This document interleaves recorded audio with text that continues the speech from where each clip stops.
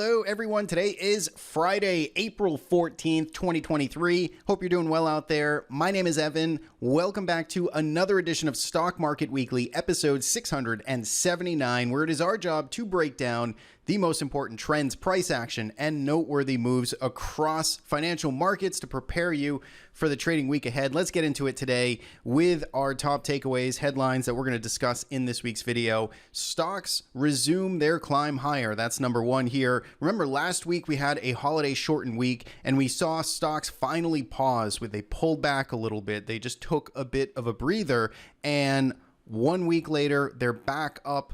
Generally speaking, there's some stocks that were winners and losers, but markets trying to climb higher as they were prior, really all of March and end of February into March. Earnings season officially underway. Big banks starting things off. We had very strong reactions out of JP Morgan, Citigroup, Wells Fargo. We're going to take a look at those stocks later. Next week, we've got more names on deck, including Tesla, and not quite any of the big other FANG names just yet, but we'll start to heat up going into the end of this month. Interest rates are starting to tick up, though. So we did finally see yields, sort of breathe themselves. They have just been falling and falling and falling. We finally got a little bit of action to the upside, but at the same time, we got the MOVE index, which is at 1 month lows. And for those of you who aren't familiar with the MOVE index, it's basically the VIX. I'm simplifying here, but it's basically the VIX for treasury markets. And so we're looking at the volatility of treasuries, of fixed income markets, and that is falling. So we're going to talk about that in part two. So let's get into the numbers here. You can see on the right-hand side, everything was green this week. S&P 500 up a little less than 1%. Nasdaq was the laggard this week, up only slightly. Russell 2000 rebounding up 1.5%, and same thing with the international stocks outside the United States faring the best here, 1.63% to the upside. You can see everything, though, is nice and green here, including the Russell 2000 over the past 1 month. Now, stock market trends, we talked about this last week. So this is something we track each and every week to keep a pulse on where, just basically where the flows are, what's happening out there in markets, and the trends, the overall trends over various time periods. These are moving targets, and you can see that we are now in a mostly positive trending environment. I know it still sounds weird to say, but we now have long-term trends rising across the board, medium term, still a mixed race here. Russell 2000 declining, international stocks declining, but S&P and Nasdaq positive, short-term trends all positive as well. The market environment definitely changing when we look at those trends. Volatility environment continues to fall here. So VIX now 17.08. This is getting to some very low levels, some very bullish levels if it can stay down here. We've been talking about the VIX, looking at that 20 kind of psychological level. Good things kind of happen when VIX starts to trade as a teenager back under 20. It's so far staying there. We had a lot of, which I didn't mention on the top of this show, but we did have a lot of economic releases this week looking at inflation data, and the market really did take all that in stride. So 17.08, NASDAQ fall down to 22. Same thing with Russell, 22. So lower 20s and teens for the S&P volatility index. Now, all of this is good. Everything we talked about so far has been positive. It's been, glass half full. This is still what is kind of to be decided, a little bit uneasy here. This is 52-week highs and lows. So we're looking at the cumulative NYSE 52-week highs and lows summation over the last 30 days. And this is what this chart looks like. It's kind of sideways. It's kind of indecisive. It's not the greatest. And so you can see that while market cap weighted indices are moving higher, while volatility is coming out of the market, that market breadth still hasn't fully returned here. We're not seeing a flurry of stocks hitting 52-week highs. You can see it's just barely grinding higher here. We want to see more improvement, something we've been talking about and kind of saying is a little bit of a thorn in this market environment. Now, IBD, shout out to IBD. They are a sponsor of our show. They make this content possible. Investors Business Daily. You can sign up here with this link. Support the show. Support IBD. This is from their digital subscription here. So in their digital subscription, you get a bunch of things, but one of them is the put call ratio 0.85. That's what we're going out here, which is kind of on the lower end of side of things. Kind of some complacency, especially going into earnings season. Probably on the lower side, but I'm not sure if it's a whole, very, very meaningful here. It's kind of been treading in this water for some time, and it could still move sideways. So nothing extreme, something to keep an eye on. Every day we sort of track this 0.85 going into the weekend. Now, sector performance this week, we've got mostly positive here. So financials, top of the list, 2.81%. Energy sector, 2.65%. Industrials, 2.11%.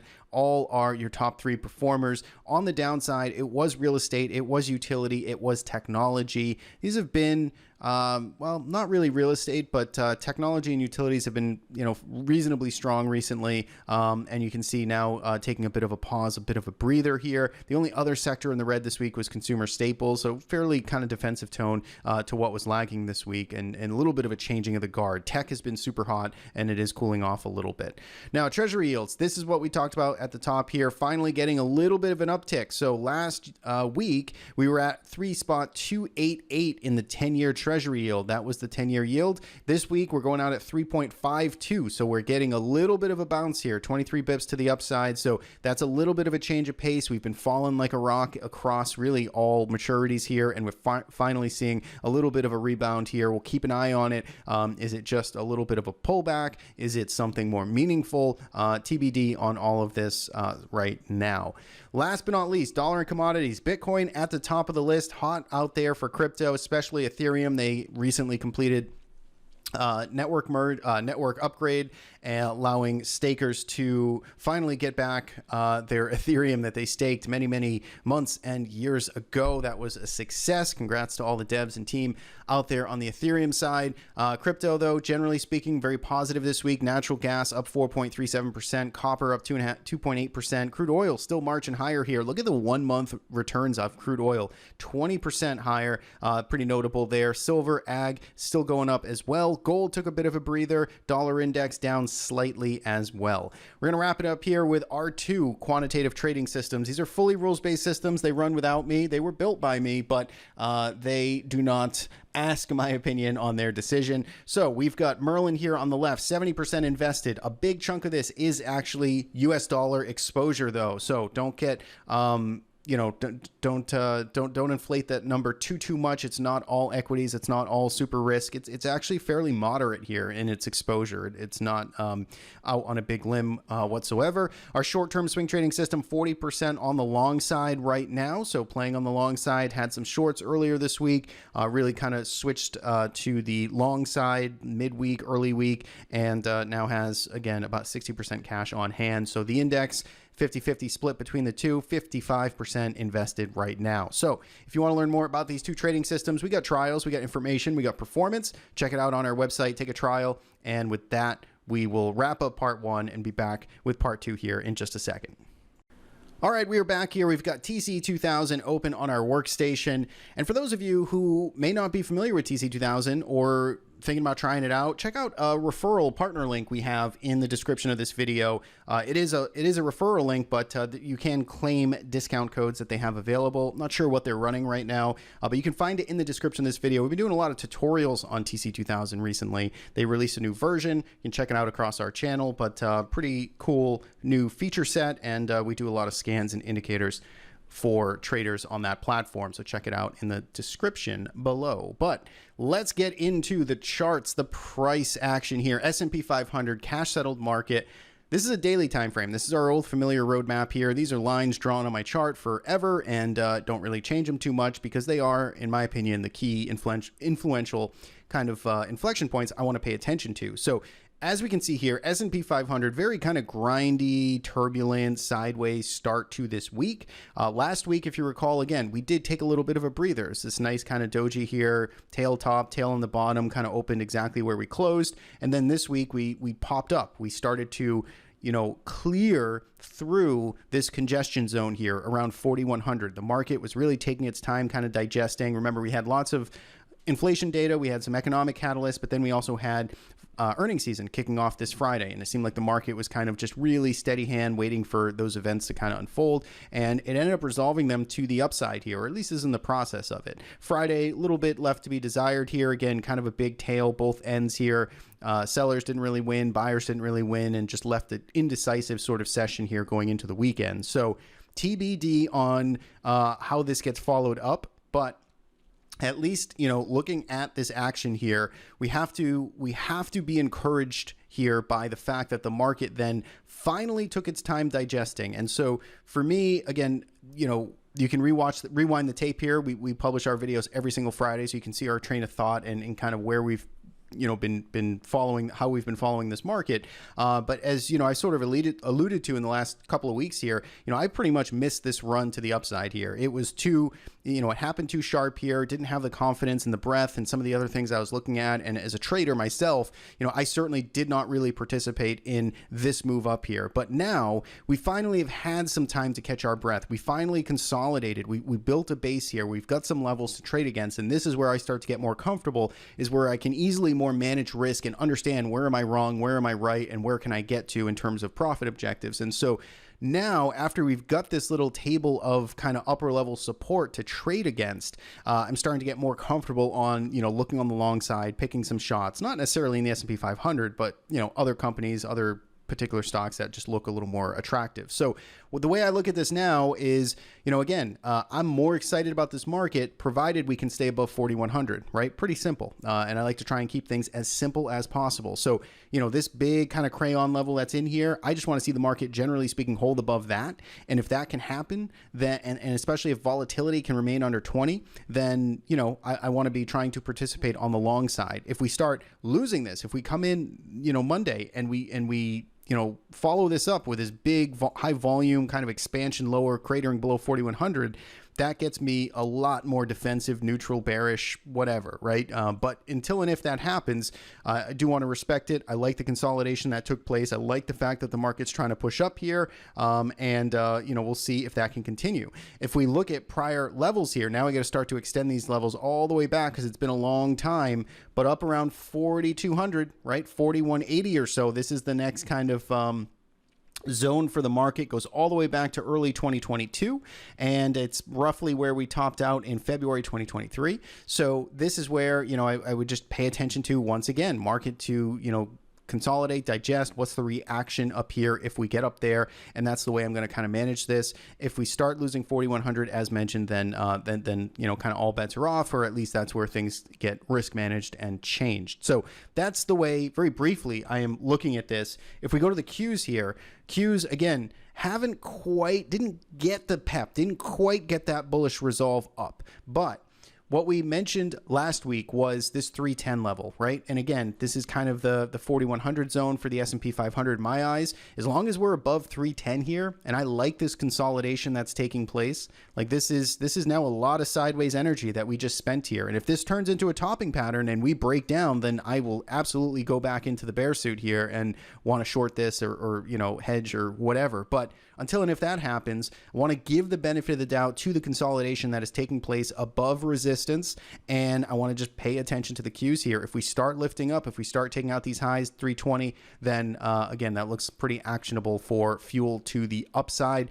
Earnings, again, are going to play a big role in this. Maybe this market doesn't move until we start to get the big companies reporting, which really isn't until the last week of April. So you'd have 2 more weeks left for that to happen. Remember, you're going to be getting trickle in kind of earnings numbers over the next couple of weeks.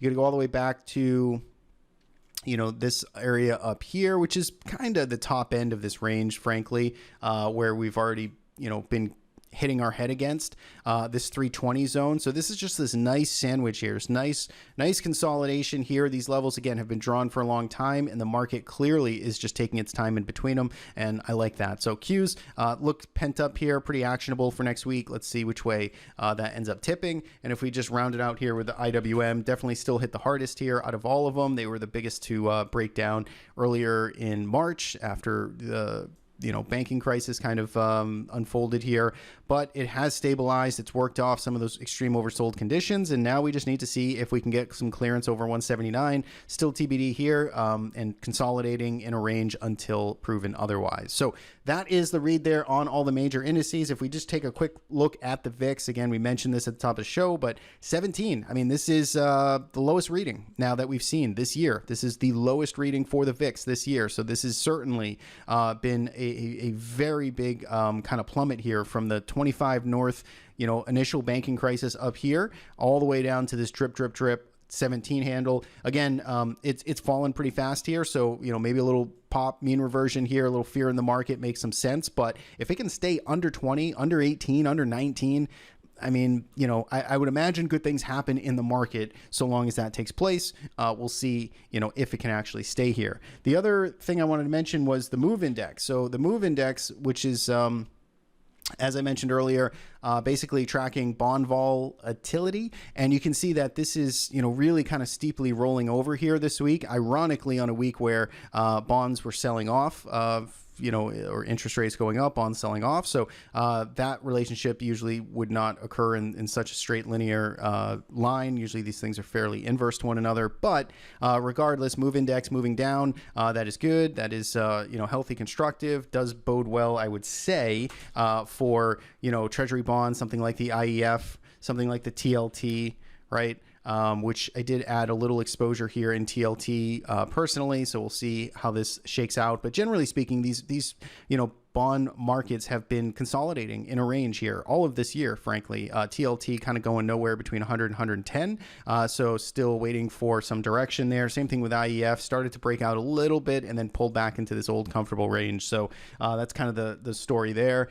And oil continues to move up here. Remember, it's in this weekly channel, and it's trying now to actually break out a little bit and lift to the upside. It's up 4 weeks in a row. It is a little long in the tooth. It is, overbought in a lot of different metrics, but it is still hanging in there and trying to break out here. So keep an eye on that. Tough chase right now, but it is grinding up. So I think, let's talk about some earnings candidates. So JPM, this was initial reaction here to banks earnings reporting this Friday. So JP Morgan reported 7.5% to the upside, huge volume coming in here. And you can see on the daily chart, big gap up and trying to leave this old March range behind. So this is really, again, banking financial crisis initially, occurring here early March, sold off, went sideways, and now we're starting to just retrace and reclaim basically all of that initial panic down. Same thing with Citigroup, a little bit of a different pattern here, but you can see Citigroup not as strong on a longer term basis, but still working itself higher. And then you got Wells Fargo, didn't quite get the same reaction, and again, not as strong on a longer term basis. JP Morgan definitely looking the best out of those big majors. So that is it for me. I'm going to leave it there. We get a lot of things again starting to cook up here with earnings. And I do have, programming note, going to be traveling, going to be doing a little off the grid traveling come March. March is gone. May.